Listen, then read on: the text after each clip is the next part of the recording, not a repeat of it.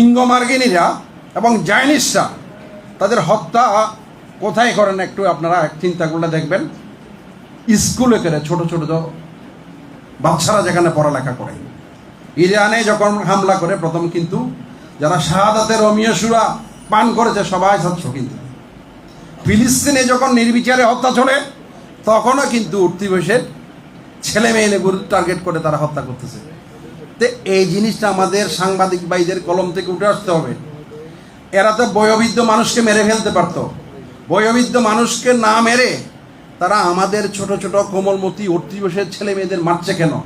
মারার একমাত্র কারণ সেটা হচ্ছে বয়স্ক মানুষ স্বাভাবিক নিয়মে তারা মৃত্যুর স্বাদ গ্রহণ করবে, তারা চলে যাবে, জাতিকে পরবর্তীতে নেতৃত্ব দেবে, জাতিকে চালাবে, আগামী দিনে জাতিকে দিক নির্দেশনা দিবে এই তরুণ সমাজ, এই কিশোর সমাজ, এই ছোট ছোট কোমলমতি ছেলেরা।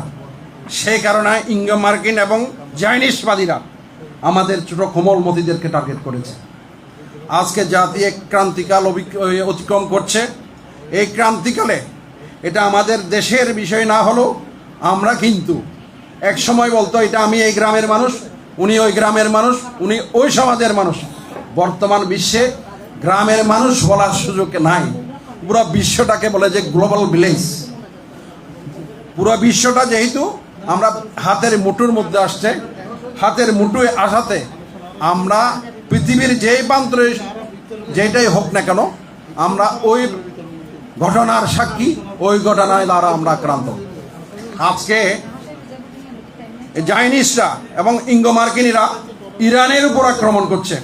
ইরানের উপর যে আক্রমণ করছে সূক্ষ্মভাবে এখানে একটা জিনিস আমাদের সামনে তুলে আনছে। ইরানিরা শিয়া, ইরানিরা শিয়া। এখন আমেরিকারা আমাদের সাথে তাদের আকীদার দ্বন্দ্ব আছে, এটা নিয়ে আমাদের কারো দ্বিমত নেই। বর্তমানে তারা যে আক্রমণ করছে তারা কি নিছক শিয়া বলে আক্রমণ করছে, নাকি তারা মুসলিম বলে এবং মুসলিম শক্তিশালী রাষ্ট্র বলে তারা আক্রমণ করছে? এই জিনিসটা আমাদের সাংবাদিকদের বিবেচনায় এনে আমাদের দেশে এটা তুলে ধরতে হবে।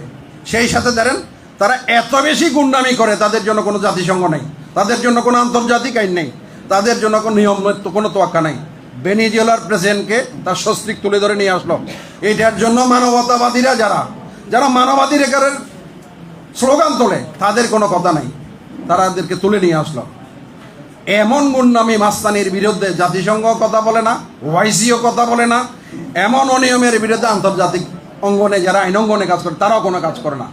তা আমরা যেহেতু জাতির বিবেক বলে দাবি করি, কলম যোদ্ধা সৈনিক হিসেবে দাবি করি, আমাদের সুযোগ এসেছে, এইটা আমাদেরকে লিখতে হবে, জাতিকে তৈরি করতে হবে।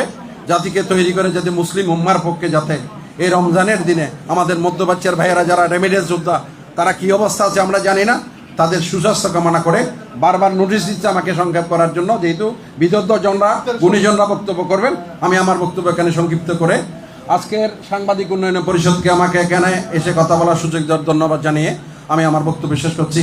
আসসালামু আলাইকুম ওয়া রাহমাতুল্লাহি ওয়া বারাকাতুহু।